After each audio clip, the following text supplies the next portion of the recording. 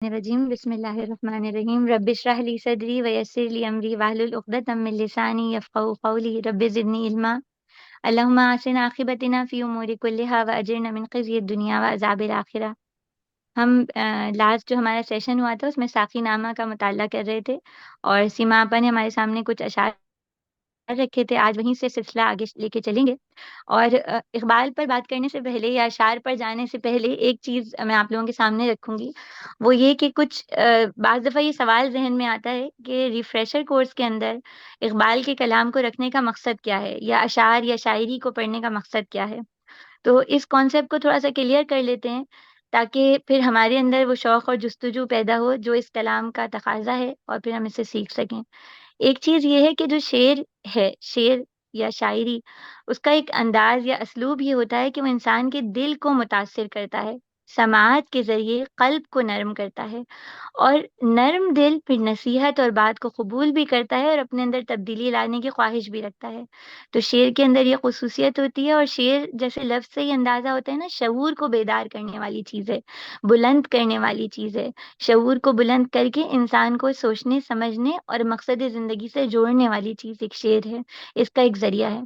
اور جس طرح آپ سب ماشاءاللہ دعوت اللہ سے منسوب ہیں، دعویٰ کا ورک کرتی ہیں اور لوگوں کو اللہ کے دین کی طرف بلانے کا کام کرتی ہیں، تو اس کام کے لیے ایک صفت یا صلاحیت یہ ہونی چاہیے کہ بڑی بات کو، جس بات کو کہنے کے لیے انسان کو بہت سارے جملے، پیراگراف اور صفحات کی ضرورت ہو، اس بات کو مختصراً ایک جملے میں کہہ دیا جائے۔ جیسے ہم دیکھتے ہیں نبی کریم صلی اللہ علیہ وآلہ وسلم کچھ جملوں میں ہمارے سامنے پورا ایک منظر رکھ دیتے ہیں نا، کہ جیسے ایک وقت آئے گا کہ انسان کے لیے اپنے دین پہ چلنا اتنا مشکل ہو جائے گا جیسے انگارے کو ہاتھ میں لینا۔ اتنا چھوٹی سی ایک مثال ہے لیکن ہمارے سامنے وہ ہیبت آ جاتی ہے کہ ایسا لمحہ کہ انگارے کی تکلیف اور کرب جلس جانے کی تکلیف انسان سہے، صرف اس لیے کہ وہ ایمان پر چلنے والا یا ایمان کو لے کر چلنے والا ہو۔ تو نبی کریم صلی اللہ علیہ وآلہ وسلم جس طرح مثالوں کے ذریعے ہمارے سامنے ایک تصویر کو واضح کرتے تھے، دعوت دیتے تھے، تو یہ صفت ہم سب کے اندر بھی آنی چاہیے۔ اور جب ہم اشعار کا یا شاعری کا مطالعہ کرتے ہیں تو دیکھتے ہیں کہ جس چیز کو لکھنے والے بہت سارے صفحات استعمال کر کے بیان کرتے ہیں، شاعر ایک جملے میں اس چیز کو لے آتا ہے۔ اور پھر ہم یہاں پر جو جن اشعار کا یا جس کلام کا مطالعہ کر رہے ہیں وہ اقبال کا کلام ہے، اور اقبال کے کلام کو سمجھنے کے لیے، ان کے اشعار کو سمجھنے کے لیے ایک چیز جو مجھے اور آپ کو بہت اچھی طرح دیکھنی چاہیے، وہ اس منظر کو سامنے لے آنا چاہیے جس وقت علامہ اقبال یہ گفتگو یا یہ کلام ہمارے سامنے رکھ رہے تھے۔ یہ جس طرح ساقی نامہ یہ 1935 کا تحریر کیا ہوا ہے، اس کا زمانہ کیا تھا کہ جنگ عظیم اول جو ہے وہ ختم ہوئی ہے، اور جنگوں کے بعد معاملہ یہ ہوتا ہے کہ بڑے بڑے مسائل کے ازدہے منہ کھول کے کھڑے ہو جاتے ہیں۔ بہت بڑی تعداد بچوں کی ہوتی ہے جو یتیم ہوتی ہے، بہت سی خواتین ہوتی ہیں جو بے گھر ہو گئی ہوتی ہیں، بوڑھے ہوتے ہیں جن کا کوئی والی وارث نہیں رہتا، اور بے تحاشا مرد ہوتے ہیں جو جنگوں میں حصہ لینے یا اس کے تحت آ جانے سے ذہنی مریض اور ڈپریس ہو جاتے ہیں۔ جنگ عظیم اول کیا تھی؟ کروڑوں انسان ختم ہو گئے تھے، دنیا سے فنا ہو گئے تھے، صرف حرص و ہوس کی آگ جھلسنے کے بنا پہ۔ علامہ اقبال ایک ایسے دور میں کھڑے ہوئے ہیں، آپ دیکھیے جنگوں سے گزرے ہیں اور جنگ دوم کی تیاری ہے، اور امت مسلمہ کا کیا حال ہے؟ پورا مسلم ورلڈ شدید ترین غلامی کا شکار ہے۔ ہم ذہنی غلام بھی تھے، ہم جسمانی غلام بھی تھے، ہم سیاسی غلام بھی تھے، ہم شکست خوردہ تھے، یعنی کوئی امید نہیں تھی کہ کبھی ایسا وقت بھی آئے گا جو یورپین اقوام ہم پر مسلط ہو گئی ہیں، ہم پر قابض ہو گئی ہیں، کبھی ہٹیں گی؟ کوئی امید، کوئی روشنی کی کرن نہیں تھی، ہر جانب اندھیرا تھا۔ امت مسلمہ مروب بھی تھی، مظلوم بھی تھی، محروم بھی تھی، اور ایک ایسے اندھیرے میں، ایسی گھٹا ٹوپ اندھیرے کے اندر علامہ اقبال کیسے ہیں؟ ایک روشنی ہے، ایک امید ہے، ایک چراغ ہے۔ اور آج جب میں اور آپ اس کو پڑھنے بیٹھے ہیں نا، تو اپنے اطراف کا جائزہ لیں تو ایسا محسوس ہے ہم دوبارہ اسی ذہنی غلامی، مروبیت اور جسمانی غلامی کے شکنجے میں گھیرے گئے ہیں۔ سیاسی غلامی بھی ہے اور معاشی غلامی بھی ہے، سود کا نظام بھی ہے، ہر طرف، ہر جانب سے ازدہے ہماری طرف پنکھاڑتے ہیں۔ اور اس اندھیروں میں جب ہمارا دل غزہ کے لیے بھی تڑپتا ہو، جب ہمارا دل روہنگا کے لیے بھی تڑپتا ہو، جب ہمارا دل امت کے ہر گوشے کے لیے سسکتا ہو، اس لمحے اقبال ہمیں اٹھا اٹھانے کی، کھڑے کرنے کی، نوید نو دلانے کی ایک آرزو، ایک آواز لگاتے ہیں۔ تو آئیے علامہ اقبال کے ان اشعار کا مطالعہ کرتے ہیں۔ اور دیکھیے شاعری کا ایک خاص بات کیا ہے، شاعری دل کے لیے ہوتی ہے، شاعری پڑھنے سے زیادہ سننے کے لیے ہوتی ہے۔ تو سب سے پہلے میں آپ کے سامنے ان اشعار کو پڑھوں گی، جہاں سے سیما آپا نے چھوڑا تھا وہیں سے آگے چلتے ہیں۔ اشعار کا میں رکھتی ہوں، پہلے ہم اس کو تھوڑا سا پڑھ لیتے ہیں، پھر آگے چلیں گے انشاءاللہ۔ بجھی عشق کی آگ اندھیر ہے، مسلمان نہیں راکھ کا ڈھیر ہے، شراب کہن پھر پلا ساقیا، وہی جام گردش میں لا ساقیا، مجھے عشق کے پر لگا کر اڑا، میری خاک جگنو بنا کر اڑا، غیرت کو غلامی سے آزاد کر، جوانوں کو پیروں کا استاد کر، ہری شاخ ملت تیرے نم سے ہے، نفس اس بدن میں تیرے دم سے ہے، تڑپنے پھڑکنے کی توفیق دے، دل مرتضی سوز صدیق دے، جگر سے وہی تیر پھر پار کر، تمنا کو سینوں میں بیدار کر، تیرے آسمانوں کے تاروں کی خیر، زمینوں کے شب زندہ داروں کی خیر۔ یہیں تک ہم دیکھتے ہیں اشعار کو، پھر انشاءاللہ اگر وقت ہوا تو آگے چلیں گے۔ سب سے پہلے بجھی عشق کی آنکھ اندھیر ہے، مسلمان نہیں راگ کا ڈھیر ہے۔ یاد رکھیے گا، اشعار سمجھنے کے لیے نہیں ہوتے ہیں، دل پر اترنے، دل کی مٹی کو نرم کرنے اور اس میں سے پھر پودا کھلانے کے لیے ہوتے ہیں۔ علامہ اقبال کہتے ہیں کہ آگ کے جو شعلہ تھا، عشق کی آگ کا، یعنی دیکھیے کوئلے کا وصف کیا ہوتا ہے، جل اٹھنا، اور جل کے حرارت آس پاس کے ماحول کو پہنچانا۔ کوئلہ اسی وقت تک جلنے کا کام کر سکتا ہے جب تک اس کے اندر چنگاری یا رمق جلنے کی کسک باقی ہو۔ مسلمان کے اندر جلنے کی، تڑپنے کی، اٹھنے کی، اپنے آپ کو بیدار کرنے کی اور بلند کرنے کی صفت عشق رسول صلی اللہ علیہ وآلہ وسلم اور اس سے بھی بڑھ کر حب الہی کی چنگاری ہے۔ اگر یہ چنگاری مٹ جائے، یہی وہ جذبہ ہے نا جو حضرت ابراہیم علیہ السلام بے خطر آگ میں کود پڑے تھے، آتش نمرود میں کود گئے تھے، کیوں؟ بس خواہش تھی تو یہ کہ رب مجھ سے راضی ہو جائے۔ جب تک یہ خواہش، یہ جذبہ دل میں موجود رہے کہ اللہ رب العالمین ہم سے راضی ہو جائے، تو انسان تن من دھن لگانے پہ تیار ہو جاتا ہے۔ نہ رات کی فکر ہوتی ہے نہ دن کی، انسان تھکا ہوتا ہے، اور وہ ایام الحزن ہیں، وہ سال ہیں جن میں دکھوں کے سال ہیں، اور نبی کریم صلی اللہ علیہ وآلہ وسلم پا پیدا ایک قافلے سے دوسرے قافلے جاتے ہیں، شاید کوئی ایسا بندہ مل جائے جو رب کی طرف لوٹ آئے۔ یہ وہ عشق کی آگ ہے، وہ چنگاری ہے جو امت مسلمہ کے وجود سے بجھ چکی ہے۔ اور جب کوئلہ بجھ جاتا ہے، راگ بن جاتا ہے، چنگاریاں ختم ہو جاتی ہیں، تو کوئلے کا مقام کچرا دان ہوتا ہے۔ علامہ اقبال کی ان الفاظ میں نوحہ ہے، رونا ہے، لیکن یہ رونا ویسا نہیں ہے جس کے اندر نا امیدی ہو، بلکہ اس کے اندر ایک امید ہے، ایک رمق ہے کہ فی الحال تو وہ انگارہ یا وہ عشق یا وہ آرزو ختم ہو چکی ہے، مسلمان آگ کا ڈھیر بن گیا ہے، لیکن آگے کیا کہتے ہیں اقبال؟ شراب کہن پھر پلا ساقیا، وہی جام گردش میں لا ساقیا۔ ساقی کون ہے؟ ساقی پلانے والا ہے، جو کہ اللہ رب العالمین ہے، جو میری اور آپ کی تمام ضروریات کو پوری کرنے والے ہیں۔ علامہ اقبال کہتے ہیں وہی پرانی شراب، شراب کے اندر کیا صفت ہوتی ہے کہ انسان کی طبیعت اور میلانات، اس کی پسند اور ناپسند کو یکسر بدل دیتی ہے۔ شراب کی اس کیفیت کو علامہ اقبال کس طرح سے ریلیٹ کر رہے ہیں؟ کہہ رہے ہیں شرابی کہن وہ ایک پرانا مشروب تھا، کہن بہت پرانا تھا، وہ کلمہ توحید کا ایک نغمہ تھا، جس کو پینے کے بعد 313 میدان بدر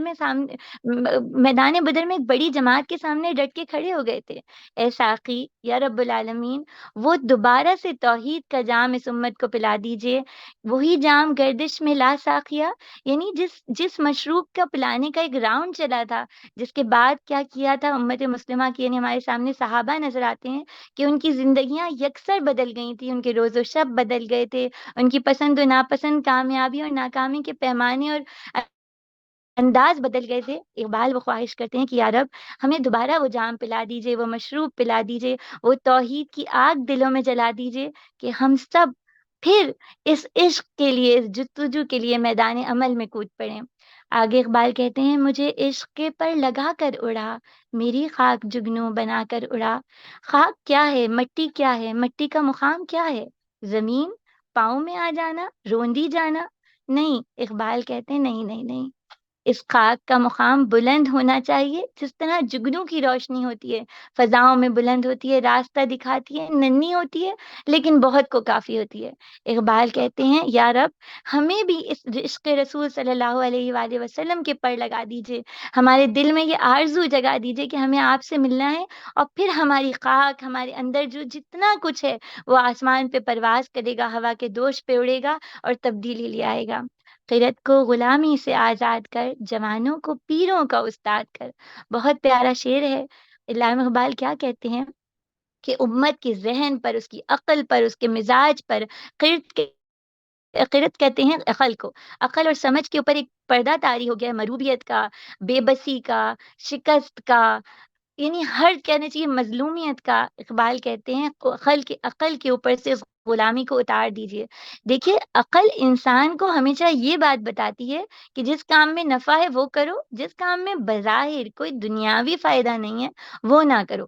عقل یہ سکھاتی ہے کہ کبھی وقت پڑ جائے تو سب سے پہلے پاکستان کہہ کے پاکستان کو بچاؤ، اور اپنے بہت سے پیاروں کو غازبوں کے حوالے کر دو۔ یہ عقل کا کام ہے۔ عشق کہتا ہے نہ نہ نہ، سب اپنے ہیں، جو امت ہے وہ سب ایک ہے، جذب واحد ہیں، محبت ہیں، اپنے ہیں، اپنوں کو کسی کے حوالے نہیں کرتے۔ اقبال یہی دعا کر رہے ہیں کہ قرت کو غلامی سے آزاد کر۔ یہ جو مروبیت ہے، دوسروں سے امپریس ہو جانا ہے، دوسروں کے تسلط میں آ جانا ہے، دوسروں کی بات مان لینا ہے، ہمیشہ نفع اور نقصان کو دنیاوی پیمانوں پر ناپنا اور تولنا ہے، یا رب اس عقل کو ان پیمانوں سے آزاد کر دیجئے، اور پھر کیا کیجئے، جوانوں کو پیروں کا استاد کی کر۔ جس جو زندگی کی نشانی ہے نا، آپ دیکھیے زندگی کی نشانی یہ ہے کہ نسل نو جاری رہے، نئی نسل آتی رہے۔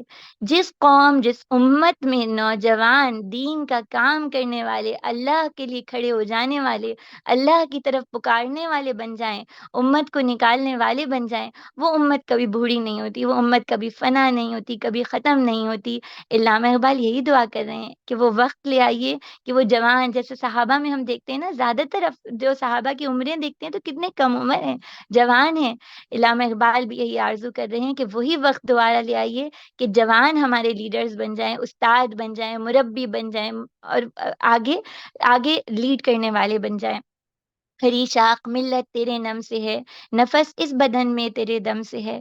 دوبارہ ایک اور چیز انہوں نے کیا کہی کہ امت کے اندر جو خوبی، جو تازگی، جو زندگی کی رمق ہے، وہ صرف اس بات سے ہے کہ ہم اللہ رب العالمین سے جڑے ہیں۔ اگر ہم اللہ سے دور ہو گئے تو پھر ہم کچھ بھی نہیں ہیں۔ نفس اس بدن میں تیرے دم سے ہے، رب العالمین کی پھونکی ہوئی روح کی وجہ سے ہمارے جسم میں، جان میں حرکت ہے، اور حرکت ہی زندگی ہے۔ دیکھیے، جب موج ٹھہر جاتی ہے نا تو وہ پانی بن جاتی ہے، جوہر اور تالاب بن جاتی ہے۔ موج میں جب تک حرکت ہے، جب تک زندگی ہے۔ علامہ اقبال بھی یہی بات ہماری طرف ایک اشارتاً کہتے ہیں کہ حرکت میں زندگی ہے، ثبات میں، رک جانے میں، ٹھٹر جانے میں، عمل سے دور ہو جانے میں موت ہی موت ہے۔ تڑپنے پھڑکنے کی توفیق دے، دل مرتضیٰ سوز صدیق دے۔ تڑپنے پھڑکنے، جب کسی پرندے کو قید میں لانے کی کوشش کی جائے تو وہ تڑپتا ہے، پھڑکتا ہے، شکنجے سے نکلنے کی کوشش کرتا ہے۔ امت شکنجوں میں گھیری گئی ہے، یا رب ہمیں دوبارہ تڑپنے پھڑکنے کی توفیق دیجیے، اور وہ دل مرتضیٰ، حضرت علی کا وہ دل، وہ پیارا اور مہربان دل کہ اس محفل میں جب کوئی کھڑا نہیں ہوتا، حضرت علی نبی کریم صلی اللہ علیہ وآلہ وسلم کی گواہی دینے کھڑے ہوتے ہیں، اس بستر پہ سو جاتے ہیں، اور وہ سوز صدیق کہ نبی کریم صلی اللہ علیہ وآلہ وسلم رخصت ہوتے ہیں۔ حضرت ابو بکر صدیق کا رویہ ہم دیکھتے ہیں کہ بہت نرم دلی کے ساتھ وہ کھڑے ہو جاتے ہیں، اس باری ذمہ داری کو ادا کرنے کے لیے جم جاتے ہیں، اور وہ ان کی پوری سیرت ہمارے سامنے ہے۔ اقبال پھر وہی دعا، وہی سوز، وہ طلب مانگ رہے ہیں کہ ہمارے اندر بھی وہی چیز عطا کیجیے۔ بس آخری اس شعر کو دیکھتے ہیں، پھر ہمارا وقت مکمل ہو گیا ہے۔ جگر سے وہی تیر پھر پار کر، تمنا کو سینوں میں بیدار کر۔ دل سے جگر سے جب تیر، ایرو گزرتا ہے تو تکلیف بہت اٹھتی ہے۔ انسان چاہتا نہیں ہے کہ اپنے جگر کو توڑے، دل کو کمزور کرے، لیکن ایک وقت ایسا آیا تھا کہ لوگوں نے اپنے دلوں کو قربان کر دیا تھا، اپنی خواہشات، اپنے آرام، اپنی تمام چیزوں کو پیچھے کر کے ترجیح اول رب العالمین کی رضا، ان کے دین کو پھیلانا، ان کے دین کے لیے کھڑا ہونا، اس نظام کو نافذ ہونا بنا دیا۔ اقبال پھر وہی خواہش کرتے ہیں کہ ایسے لوگ ہو جائیں جو اپنے دلوں میں پھر اسی تیر کو پار کرنے پہ تیار ہو جائیں، کہ تمنا کو سینوں میں بیدار ہو کہ جب وہ دل میں سے، وہ جگر میں سے وہ تیر، وہ رسول اکرم صلی اللہ علیہ وآلہ وسلم کی محبت کا تیر، امت کے درد کا تیر نکلے گا، تو انسان کے دل میں تمنا، امید، آرزو ابھرے گی اور وہ اٹھ کھڑے ہونے کی امید اٹھے گی۔ اور اختتام پہ ہم دیکھتے ہیں تیرے آسمانوں کے تاروں کی خیر، زمینوں کے شب زندہ داروں کی خیر۔ آسمانوں کی خوبصورتی، اندھیروں میں چمکتے وہ ستارے ہیں جو راستہ، جو کھو جانے والوں کو راستہ دکھاتے ہیں، مسافروں کے لیے راہ ہدایت بنتے ہیں۔ زمین پہ بھی اللہ کے پیغام کو بلند کرنے والے، اللہ کے ذکر کو بلند کرنے والے، چاہے وہ میدان جہاد میں ہوں، چاہے وہ قلم سے ہوں، چاہے وہ اپنی زبان سے دعوت دیتے ہوں، یہ وہ لوگ ہیں جو آسمان کے تاروں کی طرح جگمگاتے ہیں، اجلا کرتے ہیں۔ اقبال ان کی خیر مانگتے ہیں۔ آج ہم یہیں تک رکیں گے انشاءاللہ، اگلی کلاس میں آگے سے مطالعہ کریں گے۔ اللہ تعالی ہم سب کے لیے اپنی زندگی کو اس طرح بنانا آسان کر دیں جیسے اللہ تعالیٰ کو مطلوب ہے۔ آمین ثم آمین۔ جزاک اللہ خیرا کثیرا۔ السلام علیکم۔